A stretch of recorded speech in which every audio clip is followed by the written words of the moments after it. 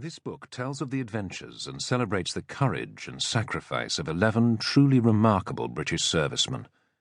The two bloody global conflicts of the 20th century produced hundreds of thousands of heroic acts from two generations of men, who were obliged by history to abandon their everyday lives, leaving their families, homes, and careers to answer their country's call to arms. Only 3 of them, coincidentally the Navy characters, were regulars when war broke out. The rest were just setting out in the world on their chosen paths.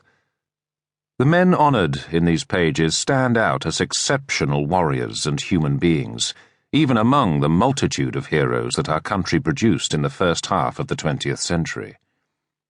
Drawn from all walks of life and all corners of the United Kingdom, together they demonstrate the unity, sense of patriotic duty, and local pride that mark the general spirit of the day.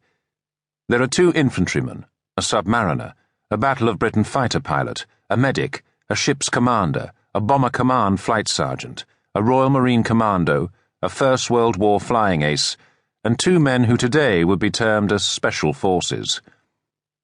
Their stories take place in the trenches of Flanders, the skies over Europe, the jungles of Malaya and Burma, the North African desert, the beaches of Normandy and Italy, and the waters of the Mediterranean and the Atlantic.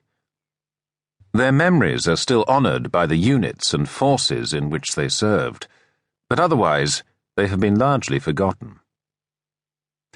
In July 2009, Harry Patch, the last fighting Tommy of the First World War, passed away.